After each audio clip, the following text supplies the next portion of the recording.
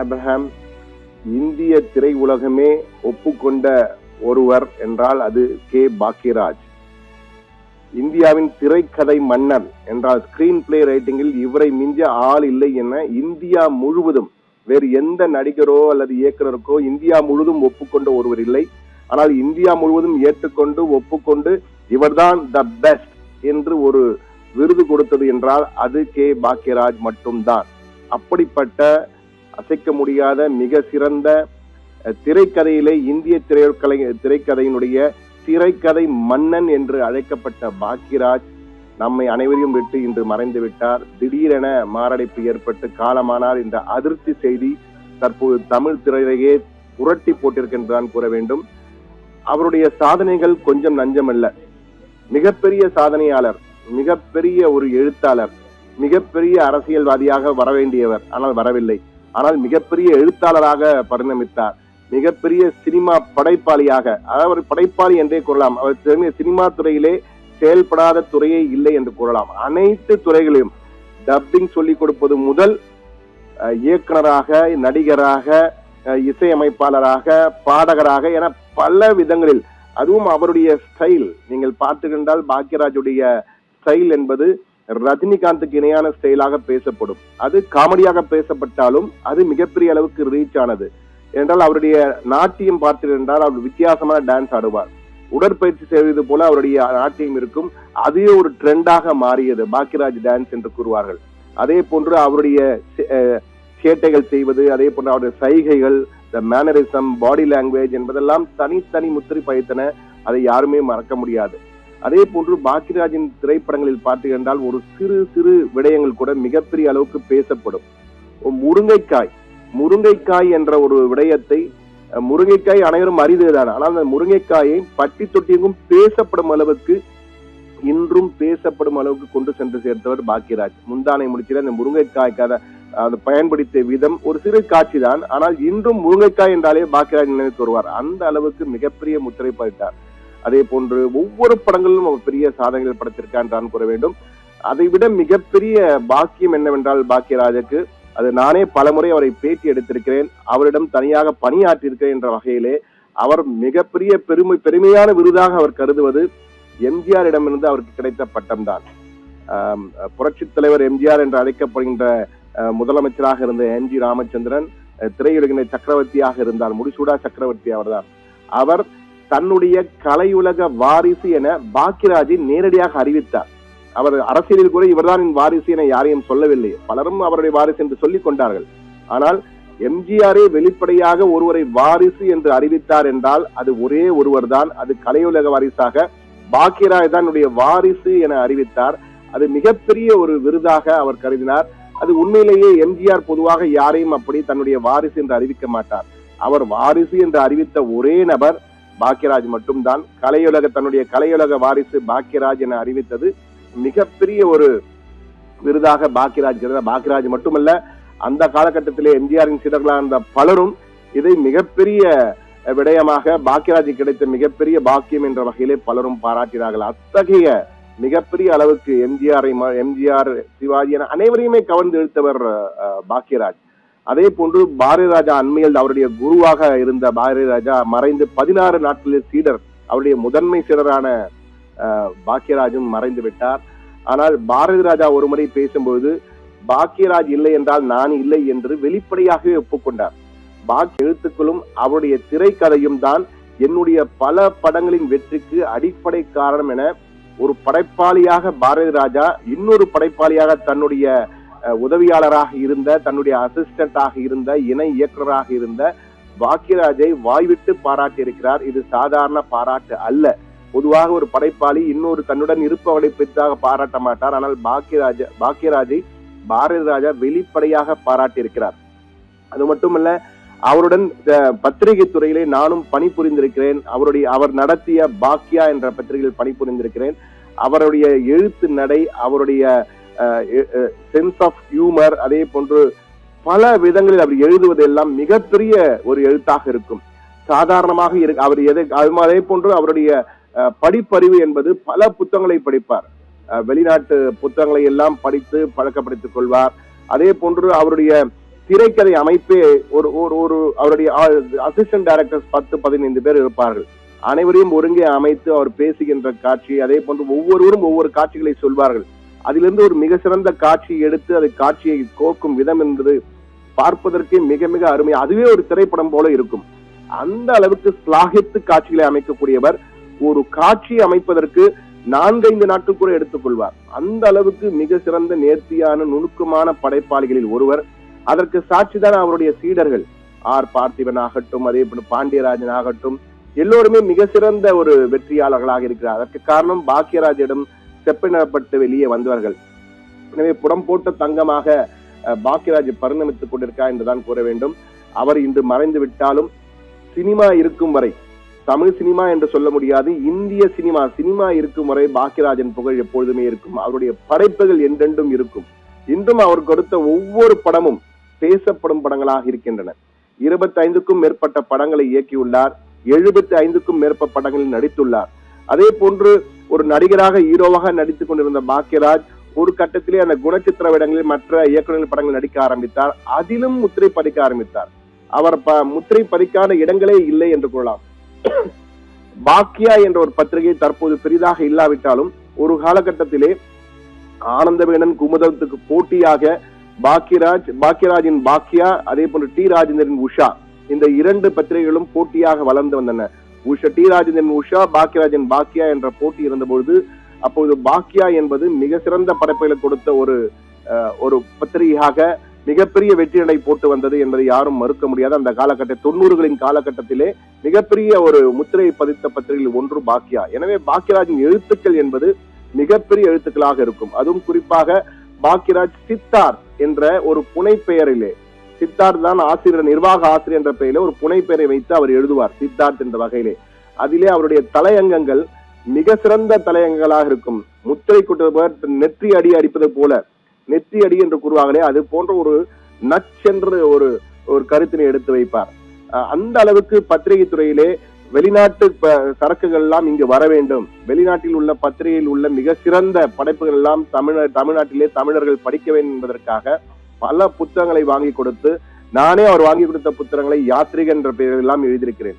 அந்த அளவுக்கு மிகப்பெரிய அளவுக்கு பத்திரிகை துறையிலே ஒரு முத்திரை பதிக்க வேண்டும் என்று மற்ற பத்திரிகைகள் போல் இல்லாமல் இது ஒரு வித்தியாசமான வார இதழாக பாக்கியா பரிணமித்தது. அதை அனைவரும் அறிவார்கள்.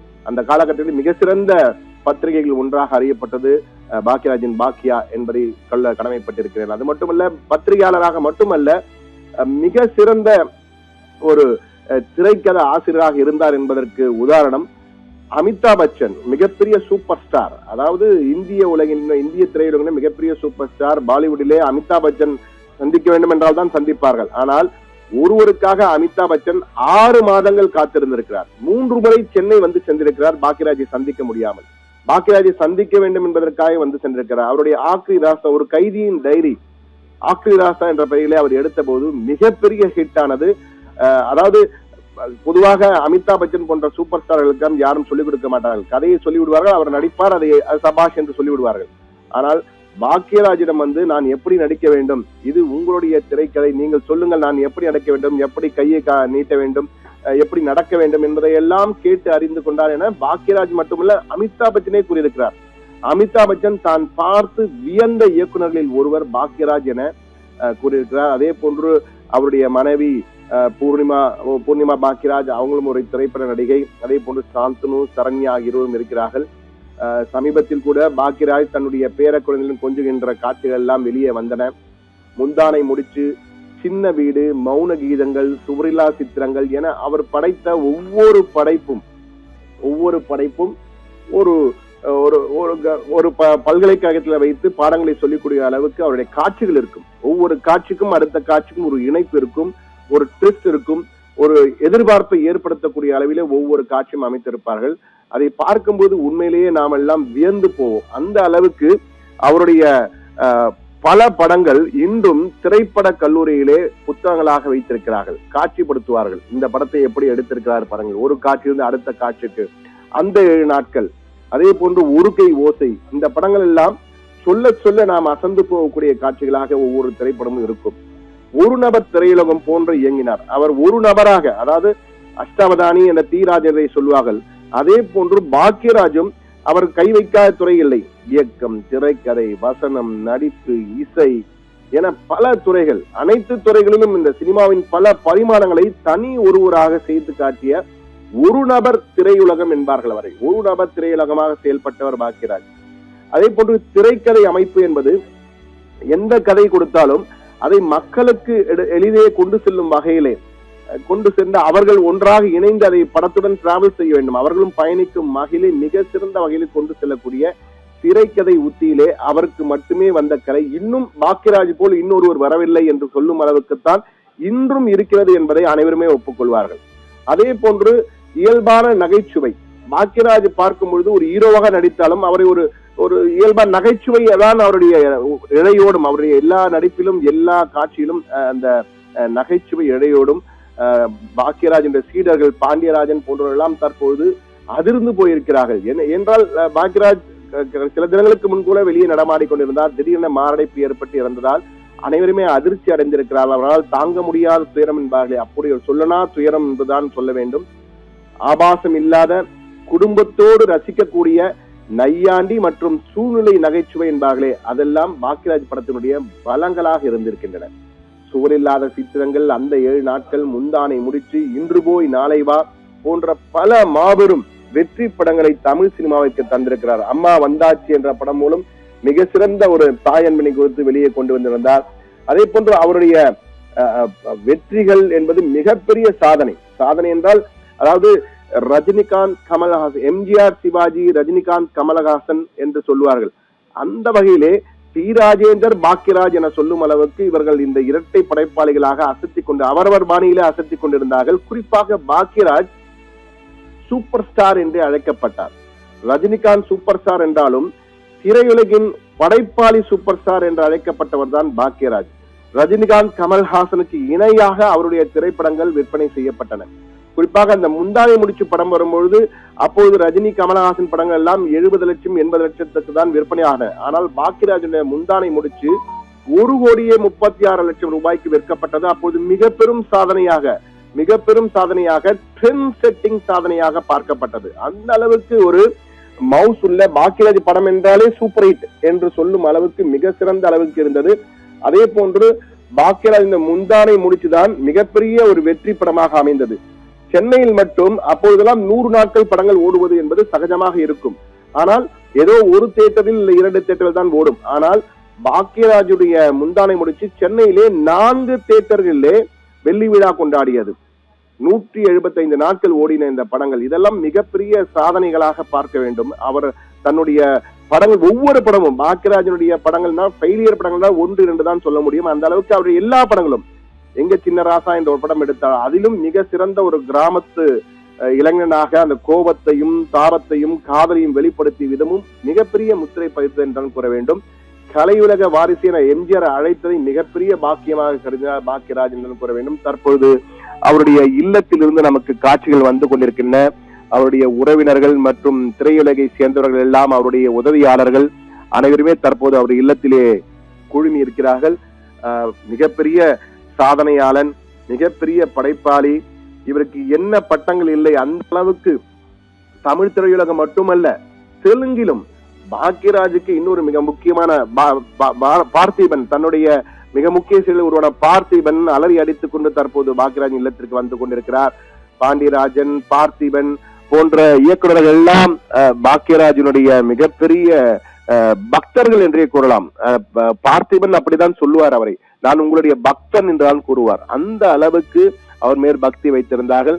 அதே போன்று சொல்லிக் கொடுப்பதிலும் அவருக்கு இணை யாரும் இல்லை. பாக்கியராஜை போன்ற ஒரு மிக சிறந்த டீச்சர், ஆசிரியர் இல்லை என்று திரையுலகிலே சொல்வார்கள். அந்த அளவுக்கு மிக தெளிவாக புரியும்படி சொல்லிக் கொடுப்பார் என்றுதான் கூற வேண்டும். அதை ராதிகா ஒரு பேட்டியிலே சொல்லும் பொழுது, கிழக்கே போகும் ரயிலிலே நடிக்கும் பொழுது அவருக்கு அப்பொழுது ராதிகா லண்டனில் இருந்து வந்திருந்தார். அவருக்கு தமிழ் பெரிதாக தெரியாது. பாக்கியராஜ் திட்டுவார், பாரதி ராஜா திட்டுவார். பாக்கியராஜ் சொல்ல பாக்கியராஜை செல்லமாக ராஜா என்றுதான் அழைப்பார்கள். திரையுலகிலே ஆரம்ப காலகட்டத்திலே பாக்கியராஜனை செல்லமாக எல்லோருமே ராஜா என்றுதான் அழைப்பார்கள். பழனிசாமி தான் அவருடைய இயற்பெயர். ராஜா ராஜா என்றுதான் அவரை அழைப்பார்கள். ராஜா என்று அழைக்கும் பொழுது அவர் மிக தெளிவாக தமிழ் புரியும்படி அவருக்கு தெரிந்த ஆங்கிலத்தை கலந்து ராதிகாவுக்கு சொல்ல ராதிகா அதை புரிந்து கொண்டு பேசியது.